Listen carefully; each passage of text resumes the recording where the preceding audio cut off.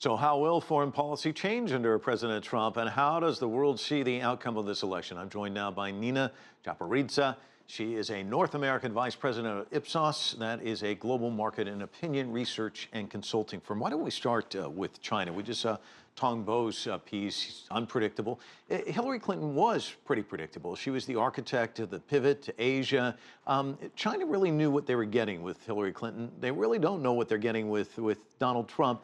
Of course, he's talked about tariffs, but will he be as strong in terms of, the South China Sea issue, putting more ships in the area? What do we know about him? He seems like an isolationist. What are your thoughts? I would say that the fact that Trump has not prioritized pivot to Asia as the cornerstone of his Asia policies is good news for China.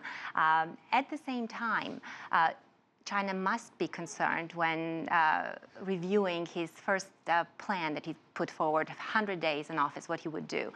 He is revisiting the question of U.S. relations with Japan, South Korea, recommending that the best way to move forward would be to develop nuclear armaments to defend their territorial integrity and security, and putting on the table potential withdrawal and disengagement, renegotiation of existing relations with these key allies would be perhaps also a destabilizing factor if he were to deliver on what he promised during the elections. You mentioned key allies. We've seen rather muted responses from U.S. allies.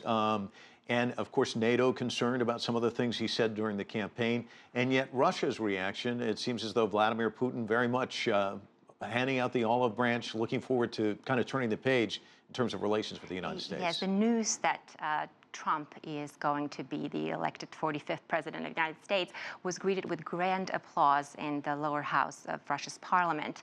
And President Putin gave his speech already, saying that he's ready to renew relations with the United States of America. They're right now at the very, very bottom, at the very low, degraded. We can't go any lower. And improvement in these ties requires cooperation, and Russia is ready to improve the ties. Where we are is not Russia's fault. And another thing that's really important to keep in mind is Russia says that this can only advance if the United States appreciates Russia's national security interests. And is there going to be a problem for President Trump? What if Russia's national security interests actually are not coinciding with the United States' national security interests in terms of how we view developments in Europe? Ukraine is a perfect example of it, right? Will we continue to do nothing about Russia's occupation of Crimea and eastern Ukraine?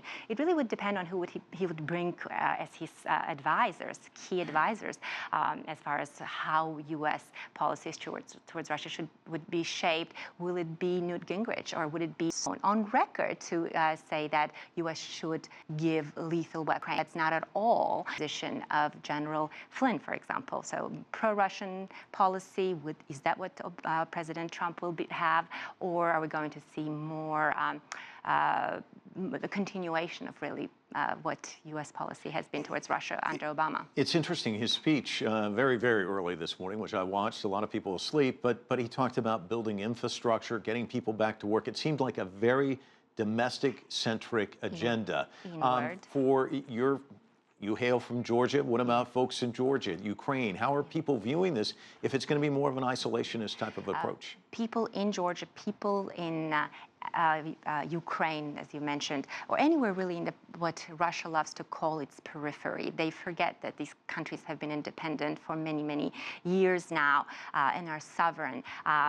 And these societies are concerned with preserving their freedoms, preserving their territorial integrity, and America that is inward-looking and not engaged with the rest of the world, of course, brings nothing but fear for populations in Georgia or Russia.